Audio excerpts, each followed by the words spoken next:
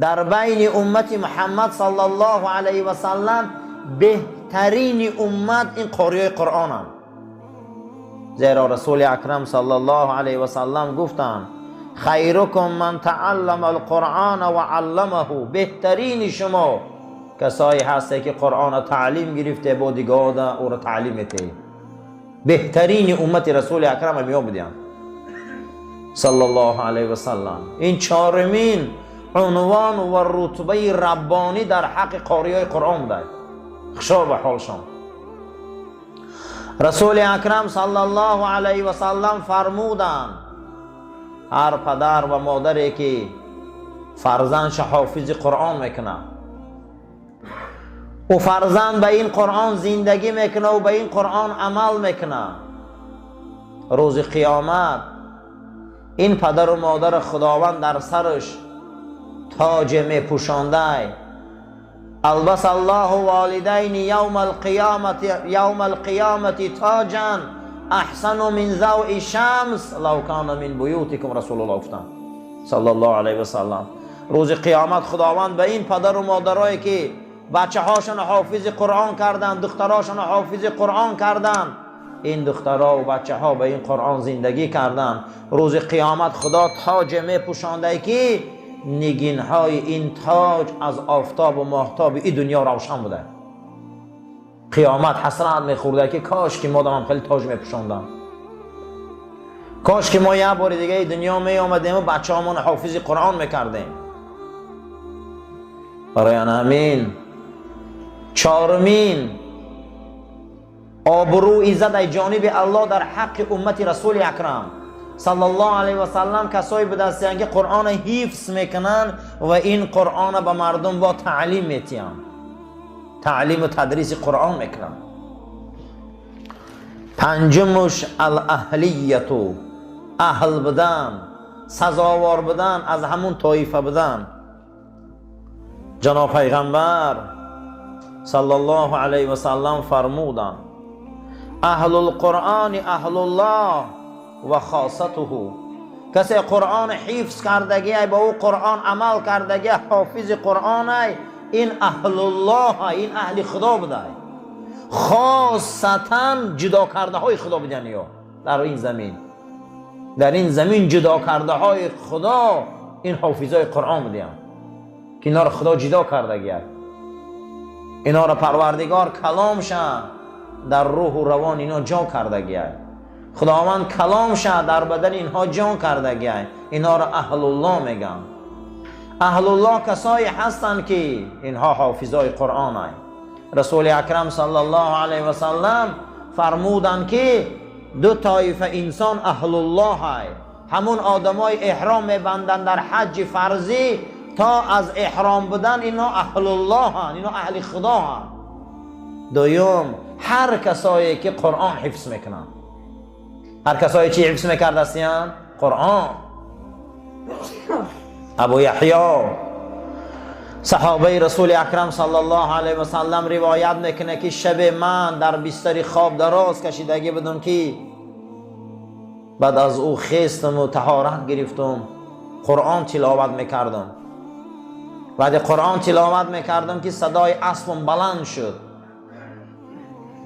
و منم قرآن بس کردم، صدای اسبم بس شد و من قرآن با بلندتر تلاوت کردم که صدای اسبم بلند شد، با پس کردم که با پس شد. گفتم که شاید بچه حکم پیش اسب نرفته باشه که یگان ضررش رسانه. ایجام خستم و سراسه موار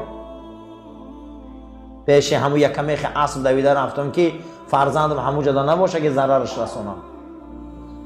میگه آمدم که بچه هم نیست، اسب در همه یک کمیخش بستگی اسب رنگ تور گرفتگی راست استاده و من خودم حیران شدم که چرا این چند بار صدا بلند کرد با در وقت خواندن قرآن من. بعد از اون میگم وقتی اسب بدنش میمالیدم و آسمان نگاه میکردم، گمان میکردم که از پشت آسمان، از پشت ابرهای آسمان همی خیل چراغهای گریان استاده چند دانه. من خودم دیدم در آسمان چراغهای گریانم. آمدم با همین خوابم برد و سحری مسجد رفتم، رسول اکرم دیدم صلی الله علیه و سلم. گفتم فرستاده خدا من شب همین واقعه را خودم دیدم. امام بخاری حدیث روایت میکنه. من همین واقعه را خودم دیدم. حضرت گفت که ابو یحیی دوام میدادی قرآن که ملائکه ها زمین می آمدن. ابو یحیی تو دوام میدادی این تلاوت قرآن که ملائکه ها زمین می آمدن، تمام مردم به چشم سرشون فرشته ها را می دیدن. تلاوت قرآن ملائکه زمین می بیارن. تلاوت قرآن ملائکه را یک رحمت باری زمین می بیاره. زمین پر از ملائک می شود. هر یک اهلی که در اونجا گوش کردن، در اونجا راحت کردن، در اونجا لذت بردن، ملائکه ها در حق اینا استغفار میکنن. ما به خبریم که در این اطراف ملائکه الله می بیساعتا. ما ایرا نمیدانیم این نیروها را، زیرا که رسول اکرم صلی الله علیه و سلم فرمودند که هر کسی که قرآن میخوانه ملائکه ها از آسمان همون خاندان میبینن که رنگ ستاره روشنه، در همون خاندان طلب مغفرت میکنن.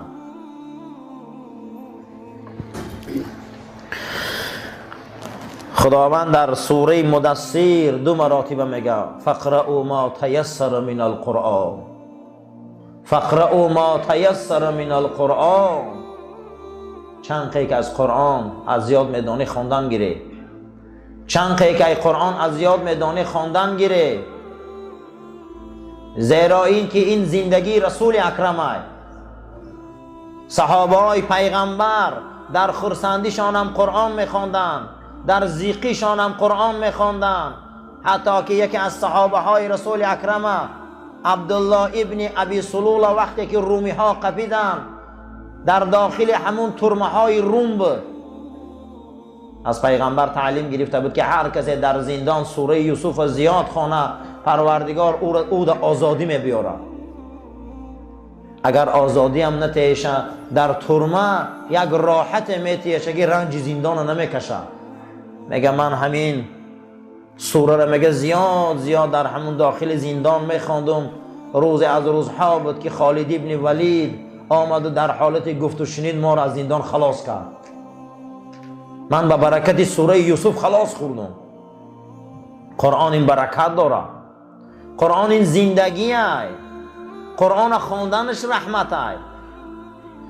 قرآن این خواندنش یک رحمت هست که قلبای سیاه ما را روشن میکنه، دعاهای ما را قبول میکنه، ملائکه از آسمان به زمین میبیاره، چهره ها را نورانی میکنه، روح نورانی میکنه.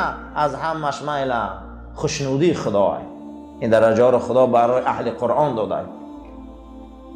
هر کسی که امروز یک ورق از این قرآن نخونه وای بر حالش. هر مسلمانی که هر روز قرآن خوانی نداره وای بر حالش.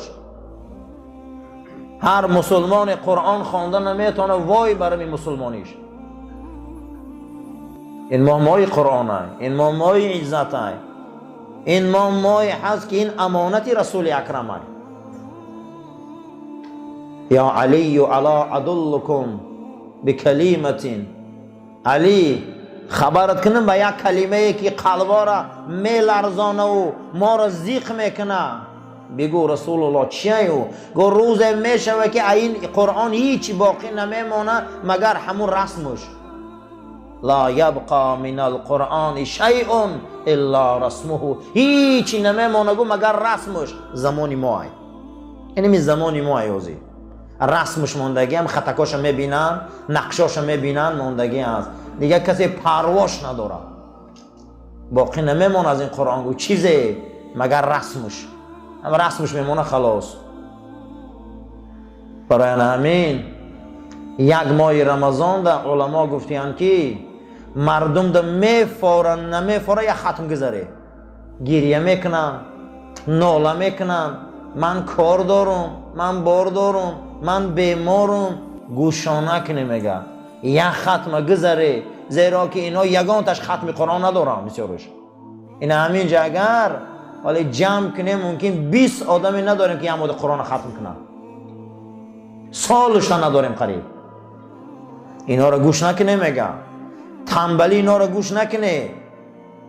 ای تنبلی و شکم چرانی اینا نترسه. میگه خصوصا فقه ما حنفی ها میگه کسل و تنبلی و ناله قوم که نمیگه کردن گیرن. شما یک ختمه گذاری برای که این قرآن باید خوانده شوه یک سال یک بار، به این گوشا شنیده شوه، به این قلبا مقصد دیگه تصدیق کرده شوه.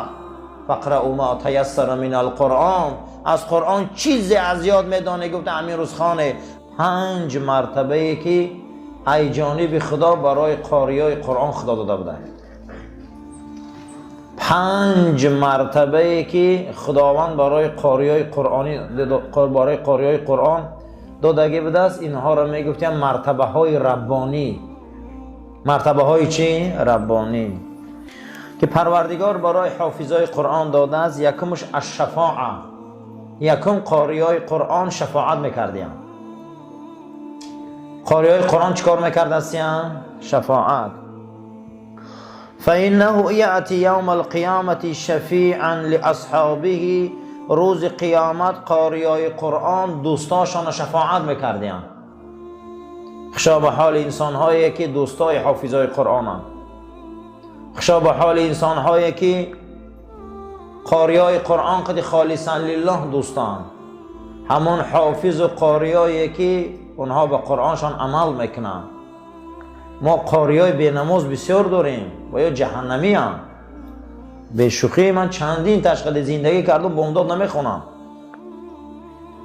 دزد نماز هم، بسیار بیرحم میگردن و نه برعکس قرآن روز قیامت در حق و دعوا میکنن.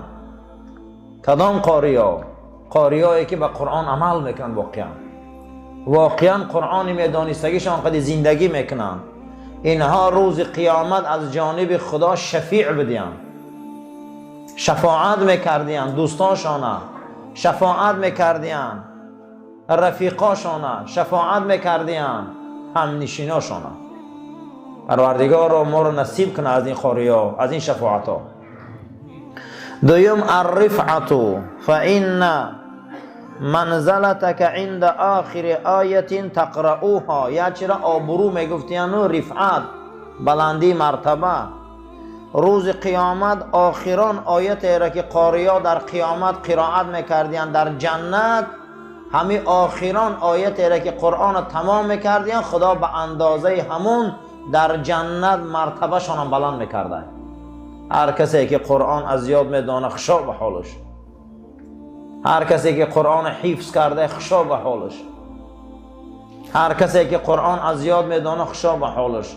زیرا که روز قیامت ده مرتبه میدادینشان، درجه در جنت از روی از یاد کردن قرآن بوده است. کسی قرآن نمیدانه درجهش بلند نمیشه. در راحت هست، در معیشت هست، در رحمت هست، اما در درجه بلندی نیست. رسول اکرم صلی الله علیه و سلم گفتن چگونه ای که اهل زمین، ای زمین ستاره ها را میبینن که نگین بارنده و آسمان میدهک نمایش و چراغ باری میتابن به چشم سر میبینن، جنت هم مقام و مرتبهش همی خیلی. شما میدروی آدم ها را میبینی رنگ ستاره شما دوره، مرتبه و مقام اونها دور، شما اونها قدی واخری کم میکنی، درجه هاشون بلنده. یکی از همین ها قاریای قرآن بودیم. سیوم درجه ربانی از صحبتو، خداوند قاریا را هم صحبت میکرده. مع السفرة الكرام البرره، روز قیامت قاریا در دسترخوان پیغمبران میشیشتیم. روز قیامت قاریا در دسترخوان ابوبکر صدیق میشیشتیم. روز قیامت حافظای قرآن در دسترخوان شهدای احد میشیشتیم. اما کسی قاری نیست دوجه او را رح نمیتیم. کسی حافظ قرآن نیست، از اون دسترخوان و از اون معرکه ها محرومه. همه دنیا را معرکه هاش آدم ها را جدا میکنن که میگن برای مخصوص آدم های جا. در اونجا حافظای قرآن در دسترخوان و همسفر و همصحبتی انسان های ابرار بدیان، پیغمبرا، صحابه، شهدا. خشا به حال انسانه که در دسترخوان اینا چای نوشه و خراک خرقتشان. حافظای قرآن قطعی یا بدستیم. بزرگان گفته هستیم که در کتاباشان روشنی ماهتاب از آفتاب ای. همین ماهتاب روشنیش ای چی میگرفته ای آفتاب. تمام روشنی دنیا هم روشنیش ای آفتاب میگرفته ای. هر آن چیزی که او روشنی داره، قوت داره، نیرو داره، بزرگی داره، او هم از آفتاب بوده است. اما بزرگا گفتیان که مسلمان روشنی و قوتش از چی میگیره؟ یکم رسول اکرم صلی الله علیه و سلم گفته که مسلمان روشنیش ای نماز تهجد میگیره. پیغمبر خدا گفته که نماز شب نور چشم من است. یعنی که دو چشم من نورانی در نماز شب است. نماز شب نور چشم رسول اکرم بوده صلی الله علیه و سلم. کدام وقت ما روشنیم، کدام وقت ما بدن ما نیرو داره، کدام وقت بدن ما خوشرو ای، نورانی ای، روشنی میپوشه روی ما، با آن شرطی که شب خیزم با خدا راز گویم. پیغمبر ما مقام محمود ای نماز شب یافتن. پیغمبر ما مقام محمود ای کجا یافته بودستیان؟ نماز شب، تهجد. هر کسی که نماز شب داره و قوت داره، کسی نماز شب نداره و قوت نداره. عبدالله ابن عمر گفته است که نماز شب حیبت مسلمان است. مسلمان اگر نماز شب داشتگی باشه خدا در بدنی و حیبت میداده. همین گونه حیبت میداده است که در همین زمین از حیبت او همه میحراسیده. مؤمنین خدا باید حیبت داشته باشند. حیبت در نماز شب بده برای مسلمان. نماز شب نوری چشم بده. هر وقتا که انسان با قرآن شینه و با تفسیر شینه و با اهل علم شینه، این انسان روشن میشده. انسان چی میشده است؟ روشن میشده. برای همین روشنی ها را زیاد کنیم، قوت زیاد کنیم، نوری بدن زیاد کنیم. با نماز شب، با تلاوت قرآن، با اهل علم. رسول اکرم صلی الله علیه و سلم فرمودند که علیکم بمجالست العلماء. امتم همیشه در مجلس علما شینه، همیشه در مجلس علما شینه. مجلس اینها نور است، مجلس اینها برکت است، صحبت اینها نور است، صحبت اینها برکت است. زیرا که شما نقطه های هدایت با همنشینی یا میابه. یعنی یک انسان میخیزه، هممون امروز میدانیم، همیتا میکنه میگه فلان اولید سر من ده نشان ته، همین خیلی خشروک میبرشه که ره برای این تا گرد چپ گرد راست گرد راست رفت. علما انهمو های، علما انهمو های، ما را برده و مقصد ما میرسانم، ره همو ده نشان میتیم.